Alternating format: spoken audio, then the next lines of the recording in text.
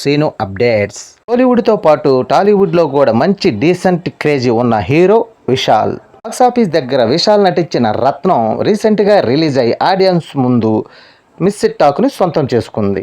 Box office దగ్గర ఈ cinema ఏ దశలో కూడా అంచనాలను అందుకోలేకపోయింది.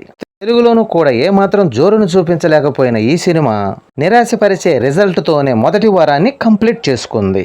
7వ రోజు ఈ సినిమా 14 లక్షల దాకా షేర్ని అందుకోగా మొత్తం మీద తెలుగు రాష్ట్రాల్లో మొదటి వారం బాక్సాఫీస్ దగ్గర సాధించిన కలెక్షన్ ఒకసారి గమనిస్తే నైజాంలో 71 లక్ష షేర్ని, అలాగే టోటల్ ఏపీలో 99 లక్షల దాకా షేర్ని అందుకుంది. ఇక టోటల్ ఏపీ తెలంగాణలో 1.70 కోట్ల దాకా షేర్ని, అలాగే 3.70 కోట్ల దాకా గ్రాస్ని అందుకుంది.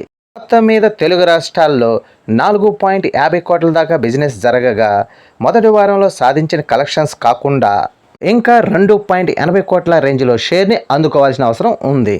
ఇక మొదటి వారంలో టోటల్ వరల్డ్ వైడ్గా సాధించిన కలెక్షన్ ఒకసారి గమనిస్తే తెలుగులో 3.70 కోట్ల దాకా గ్రాసుని, తమిళనాడులో 10.65 కోట్ల దాకా గ్రాసుని, ఇక కర్ణాటక రెస్ట్ ఆఫ్ ఇండియాలో 95 లక్షల దాకా గ్రాసుని, ఓవర్సీస్లో 1.15 కోట్ల దాకా గ్రాసుని అందుకుంది. ఇక టోటల్ వరల్డ్ వైడ్గా 16.45 కోట్ల దాకా గ్రాసుని, అలాగే 7.85 కోట్ల దాకా షేర్ని అందుకుంది. మొత్తం మీద ఈ సినిమా బాక్సాఫీస్ దగ్గర 25 కోట్ల బ్రేక్ ఈవెన్ టార్గెట్లో బరిలో దిగగా మొదటి వారంలో సాధించిన కలెక్షన్స్ కాకుండా మరో 17 కోట్లకు షేర్ని సాధించాల్సిన అవసరం ఎంతైనా ఉంది.